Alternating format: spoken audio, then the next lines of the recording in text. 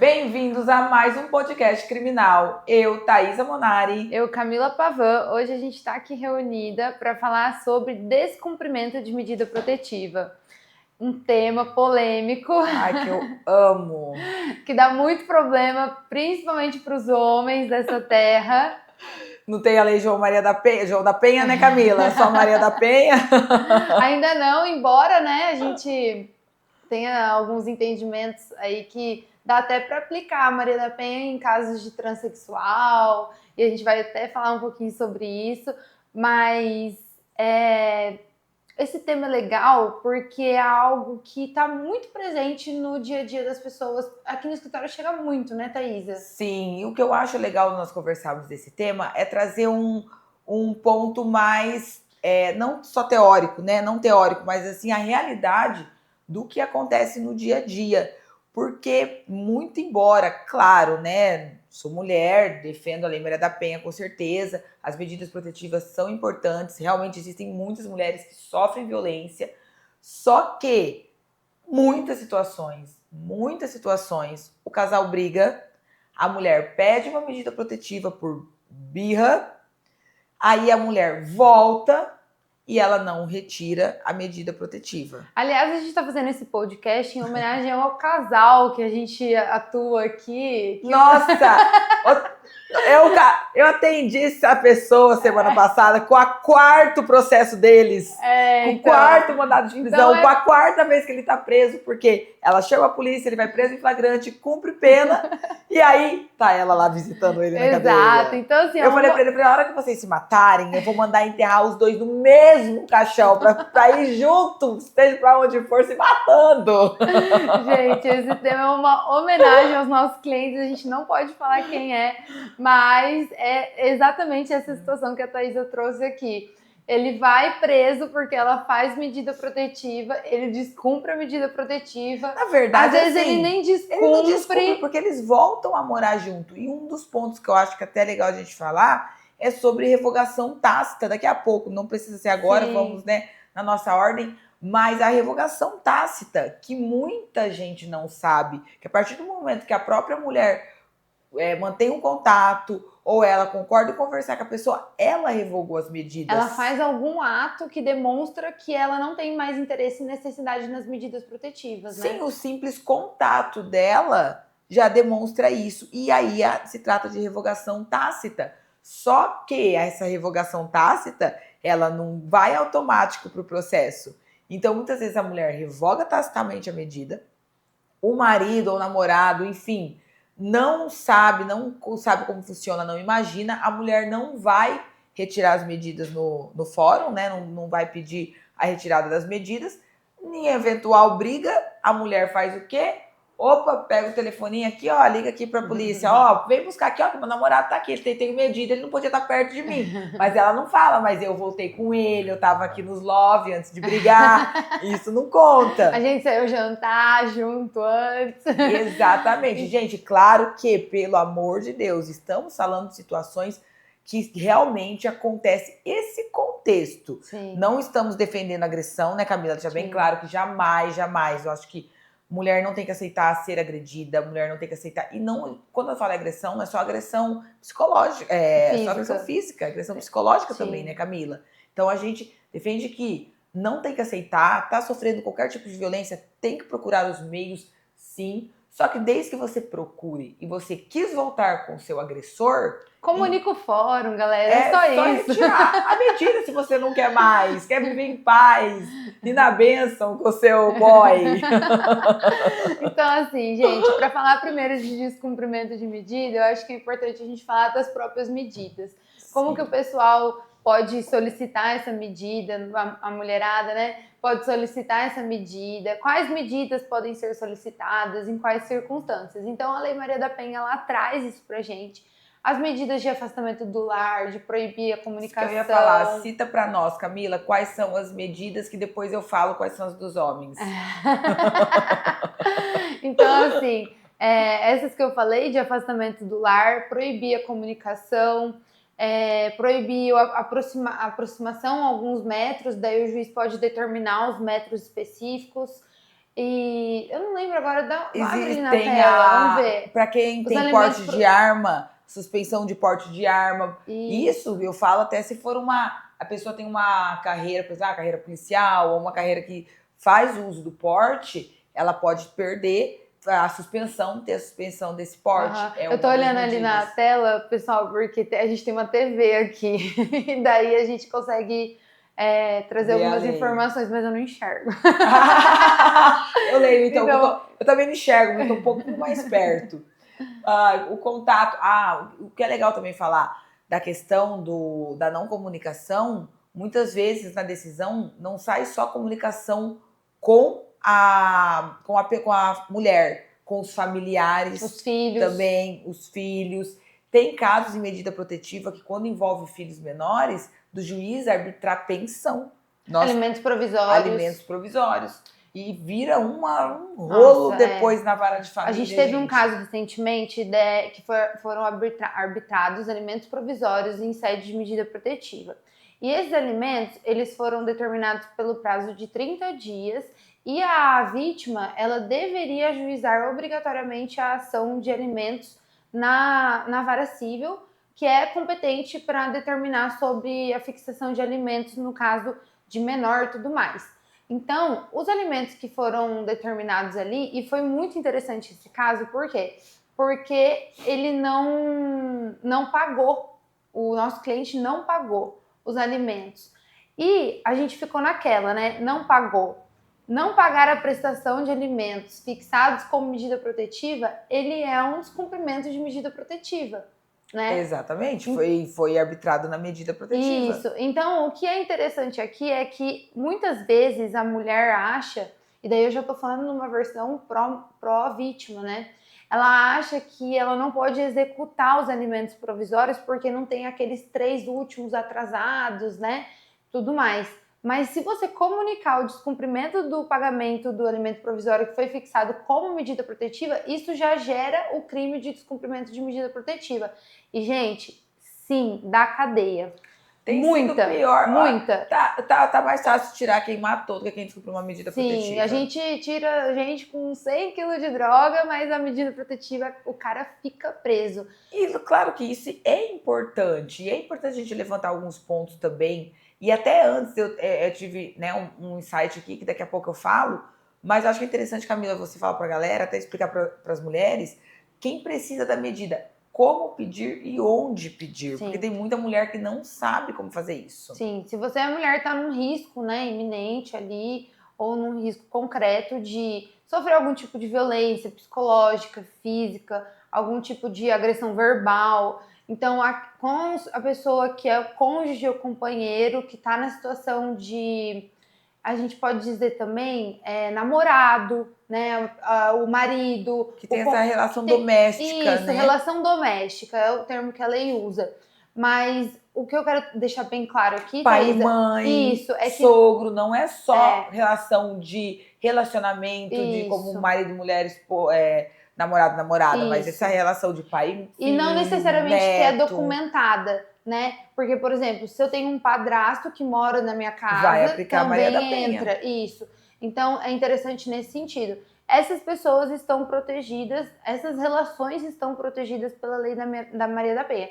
Então, se você tem algum tipo de problema com essas situações que a gente citou, está sofrendo qualquer tipo de violência, você pode procurar ou o juiz ou a própria vara da mulher, né, violência doméstica, ou a própria delegacia. Isso, em muitos lugares tem a delegacia da mulher. Isso é muito interessante. Que onde tem delegacia da mulher, tem que ser na delegacia da mulher. Isso. É muito interessante que essa lei trouxe, porque antes parece que o delegado não podia determinar a medida protetiva. E agora é muito rápido, gente, é muito rápido. Na verdade, eles fazem. Quem acaba autorizando, claro, é um juiz, tem que ter autorização judicial, né, Camila? Isso. Só que o delegado já pede de imediato, já manda para a vara de violência doméstica ou a vara criminal, seja qual vara que for na sua comarca, e aí o juiz determina e é muito rápido, né, Camila? É muito rápido. Aqui em Maringá a gente tem um modelo de requerimento que é feito na delegacia, que a mulher coloca qual risco ela está correndo, qual tipo de violência, se teve agressão, se teve puxão de cabelo, o que foi. já encaminha, às vezes, até para um IML ou para uma escuta psicológica, alguma coisa nesse sentido, né? Assistência social. E também se quer ou não a medida protetiva e qual medida a mulher também acha necessário. E é interessante pontuar também, Camila, que independe de prova. Independente. Basta a mulher dizer que está sofrendo esse risco. Nossa, E aí entra... Você falando isso, eu lembrei uma vez que eu fui atender, eu fui buscar uma cópia de inquérito lá na Delegacia da Mulher. E lá na Delegacia da Mulher, pelo menos aqui em Maringá, você tem que levar a procuração, quando ainda não está no sistema, você tem que levar pessoalmente. Então, eu lembro que eu cheguei lá na Delegacia da Mulher e eu fui levar a procuração para ter acesso ao inquérito e eu falei assim, tem um inquérito de fulano, será que eu posso ter acesso para ver como está a situação e tudo mais? Aí a escrivã pediu para eu aguardar um momentinho, né? Aí ela me chamou daqui a pouco, fiquei aguardando, me chamou, e eu fui passando as salinhas, ela entrou numa sala, e ela era a escrivã responsável pelo inquérito, e tinha uma moça sentada na cadeira dela, e ela estava sentada de costas para quando eu entrei, ela estava sentada de costas para mim. A escrivã deu a volta assim na mesa e foi mexer na papelada. Aí eu peguei e perguntei assim, moça, a vítima, você sabe me dizer se ela foi no IML, se tem foto, se realmente teve agressão? Aí a moça que estava sentada aqui de costas para mim virou e falou assim, a minha cara olha a minha cara. E ela tava toda arrebentada. Era a vítima que você foi Era a no inquérito? vítima que eu fui questionar se tinha alguma prova da lesão. Ela falou, a minha cara é a prova. Eu fiquei sem reação, né? Porque Claro, assim... nunca você não esperava aquilo. Não esperava que a vítima estivesse lá. E assim, a vítima também não tem culpa, né? Eu tava lá para defender, lógico, o acusado. Para quem não sabe, a gente não defende vítimas aqui no escritório, mas ela não tem culpa, ela deve ter visto a raiva dela pra cima de mim ali, Sim, representando até porque... a pessoa que bateu nela. Exato, mas porque igual você falou agora, nós não defendemos a vítima, mas o pessoal fica entender uma coisa, né? Que nós somos contra a vítima, gente. No processo, galera, no processo. Processualmente falando, nós não atuamos como assistente de acusação, porque dá muito conflito, é muito complicado. Na verdade, são até poucos casos de Maria da Penha que nós temos, né, Camila? Sim. Poucos, né? Nosso foco, né, até são outros, mas nós não atuamos como assistente de acusação, porque é outro nicho, demanda outra que nós optamos por não atender pela demanda que nós temos em outras áreas. Mas é igual a Camila falou. Às vezes você chega na delegacia e aí você se depara com a vítima naquela situação. Então, e às vezes, esse caso dela, a vítima estava machucada, mas tem casos que não tem nenhum sinal e é deferido. E agora eu vou contar a história que a gente estava até aqui recentemente no escritório, que tem uns casos, que aqueles casos, sabe, de família que você assistia antigamente na SBT, que tinha aquela apresentadora loira que tem até hoje os memes na internet, tem uns casos que é assim. Na verdade, a maioria é Penha. assim. Até por um dos fatos que a gente pega pouca Maria da Penha. E tem a situação cliente de anos no escritório, chegou. Doutora, porque eu não briguei com a mulher fez uma medida protetiva, ela tentou armar uma casinha, falou um monte. A princípio, você nem acredita muito, né? E aí, na hora que nós fomos analisar as provas, foi muito engraçado. A mulher pediu uma medida protetiva porque ela estava com ciúmes e o nosso cliente era ex-namorado. Ela estava com ciúmes porque ele estava se relacionando com outra pessoa. Ela pediu uma medida protetiva alegando que estava sendo ameaçada, sem nenhuma prova, foi deferida. Ela recebeu a medida, sabendo que ela tinha pedido a medida, ela ligou para ele, porque ele sempre ajudava ela, tudo que ela pedisse. Ela ligou e pediu um isqueiro. E ele foi lá. A hora que ele chegou lá a levar o isqueiro, ela fez um escândalo, falando que estava sendo ameaçada, ligou para a polícia, sabendo que ela tinha medida protetiva. E aí, nisso que ele estava lá, um oficial de justiça entrou em contato via WhatsApp, e aí que ele foi saber da medida.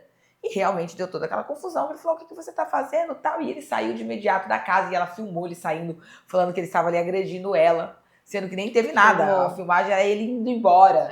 Então, assim, é complicado. E nesse caso mesmo, nós pedimos a revogação da medida alegando, mostrando as mensagens que ela chamou ele para ir, O juiz não revogou. Não. Porque tem também, e depois dá pra gente falar um pouquinho da Patrulha Maria da Penha e do botão do pânico, né, Camila? Que existe também. Inclusive tá para análise essa situação nesse caso. E aí, o que eu falei para ele? Você não bloqueia, não precisa bloquear nada, não mantenha contato com ela, porque você está proibido, você tem medida. E vamos juntar as mensagens. Ela vai te procurar. Dito e feito. Ela procurou ele, mandou mensagem, e aí o juiz revogou tacitamente a medida. E eu falei para ele, você não fala enquanto o juiz não revogar. E aí o juiz revogou tacitamente, porque ficou demonstrado que ela manteve o contato. E a medida protetiva era para proteger a mulher. Ainda demorou um de pouco, eventual porque perigo. a gente precisou juntar ali depois que ela fez tudo isso, ela ainda continuou mandando mensagem para ele. E aí ela apagava as mensagens. Ela mandava mensagem falando que amava ele, que ele era tudo pra ela e tudo mais. Só que ela apagava e ele ela não conseguia printar a tempo. E ele não conseguia printar. Algumas coisas, assim, mas ele conseguia printar que ela tinha entrado em contato, tentado ligar, né? E aí a gente juntou isso no processo. Até que o juiz falou assim, não, peraí, agora a gente tem que ver o que está acontecendo. E determinou que fosse feito um estudo social, eles chamam, né? Lá com ela. O estudo social, basicamente, um assistente social entra em contato com a vítima e fala, e aí, minha amiga, tá em risco ou não tá? O que tá acontecendo? Atualiza a gente do fato. E na época, quando entrou em contato, ela ainda manteve. Ela falou, eu ainda preciso, eu mandei mensagem errado, por isso que eu apaguei e tudo mais, mas a gente sabe o que ela mandou, né? E não conseguimos provar. Tudo bem. Deu uma semana, por aí. Ela não aguentou e mandou de novo. Ela mandou de novo. E aí ela pegou dessa vez e decidiu ela ir. E daí tem outra coisa que eu aconselho muito os advogados que atuam na parte do réu, que a gente já teve algumas situações que foram um pouco complicadas em relação a isso. Se você advoga para o réu e a vítima entra em contato com você, advogado, para revogar a medida, instrua a vítima a ir direto no Ministério Público. Porque para ela não dizer depois que o advogado pressionou ela para tirar a medida. Exato. Não coloca o seu na reta por conta de coisas que às vezes podem ser mal interpretadas. É um risco desnecessário, a gente fala. Exato. Então, orienta a vítima, às vezes faz documento, né? Falando assim, ó, orientei no sentido de... E aí a vítima procura o Ministério Público, que foi o que ela fez. Ela procurou o Ministério Público comunicou nos autos. Inclusive esse cliente ficava insistindo, fala com ela, fala com ela, fala com ela. Nós falamos, nós não vamos falar com ela. Oriente ela. Aí ela entrou em contato, acho que uma vez com a gente, nós falamos, olha, se você quer retirar a medida, você mesmo deve ir ao fórum e pedir para retirar. Não falamos mais com você, porque você é a vítima. Exato. E assim, tem que ser essa postura. E assim, é interessante também, porque eu lembrei agora de uma fala dele, nessa primeira situação que a Thaisa narrou, dele ir até a casa, ela filmar, ele falou assim, doutora, se fosse, como é que ele falou? Se fosse eu fazendo isso, não ia acontecer nada com ela. Sim, até porque, igual eu falei no início, não existe a lei João da Penha. Então, por isso que eu falei, fala Camila das medidas que eu vou falar depois qualquer dos homens, justamente porque os homens não tem nenhuma. Nenhum existe medida, você não vai conseguir fazer medida protetiva contra a sua esposa, mas a minha esposa me deu uma facada, que já aconteceu do cara que levou a facada da mulher. Vai fazer o boletim de ocorrência, ela vai responder uma lesão corporal. Ou uma tentativa de homicídio, né? Ou uma tentativa de homicídio, ela vai responder pelo crime, mas não vai ter medida protetiva para o homem. Sim. E eu queria pôr aqui, Camila, que a gente está falando de medida protetiva, só que em determinados casos, como estratégia para o advogado, é legal que o advogado peça a medida protetiva. Também. O advogado pode pedir a medida protetiva, você acabou de falar que não tem, mas você vai pedir justamente para a vítima, para poder livrar o seu cliente de uma prisão preventiva. Nós tivemos um caso onde ocorreu uma situação, um suposto privação de cárcere, que acabou não tendo, mostrou pelas câmeras, enfim, mas houve uma situação ali de uma Maria da Penha, numa situação de divórcio. Nosso cliente era primário, 60 anos, foi um surto que ele teve, né, com o momento da separação. Não houve nenhum tipo de agressão, mas houve uma ameaça psicológica ali. Enfim, ele foi preso e o promotor, o Ministério Público, pediu a conversão em prisão preventiva. E aí nós apresentamos que a aplicação de medidas protetivas para aquele caso, seria suficiente ele não ter o contato, ele não se aproximar da vítima, ele não, por nenhum meio, ter esse contato, nem com os familiares, e, inclusive, não atrapalhar, de repente, o divórcio, várias coisas nós pontuamos. E aí o juiz acatou, ele falou, olha, realmente, eu entendo que as medidas protetivas são suficientes. Então, a gente também pode usar medidas protetivas como meio de... Pediu a soltura. De pedir a soltura, a revogação anal.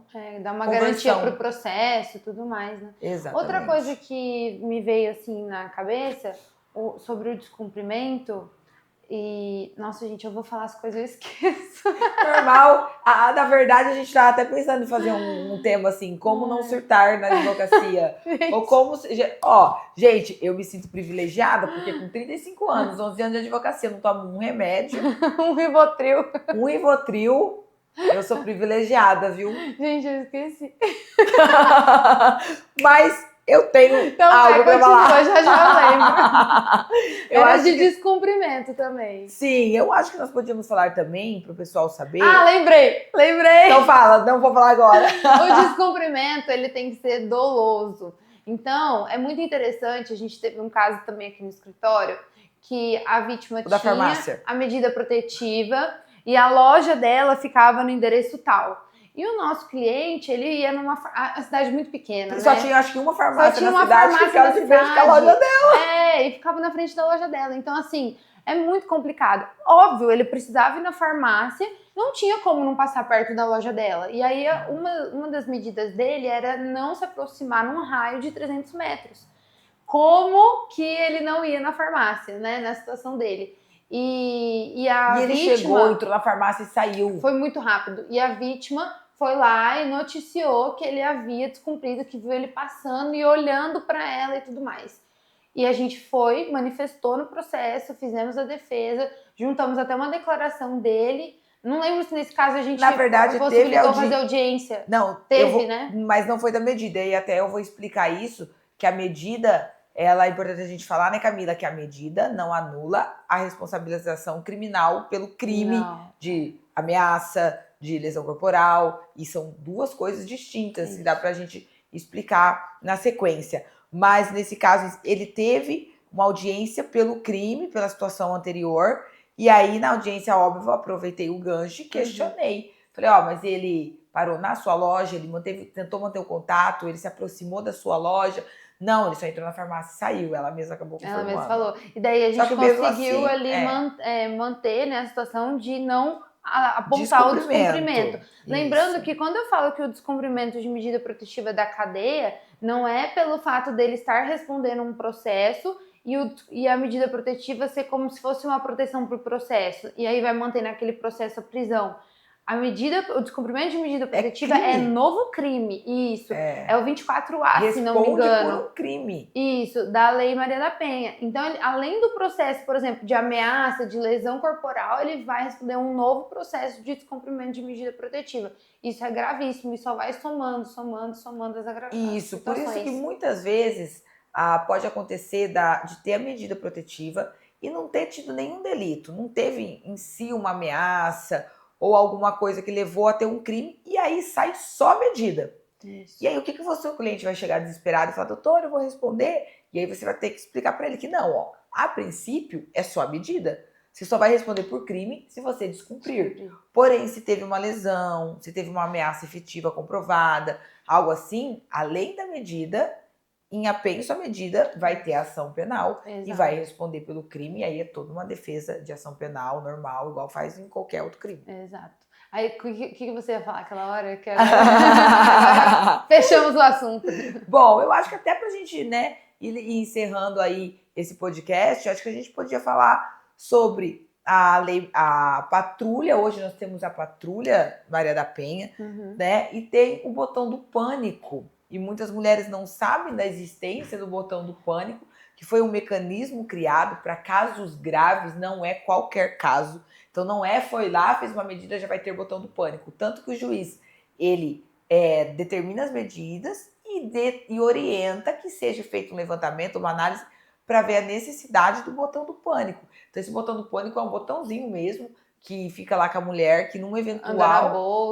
Anda na bolsa. O agressor se aproximou. Isso em casos graves e demonstrados. Ó, botão do pânico, vem a Patrulha Maria da Penha. Aqui em Maringá é bem séria essa questão. A gente muito levado a sério. A gente vê as viaturas da Maria da Penha rodando pela cidade, tem uma central ali perto do centro da cidade.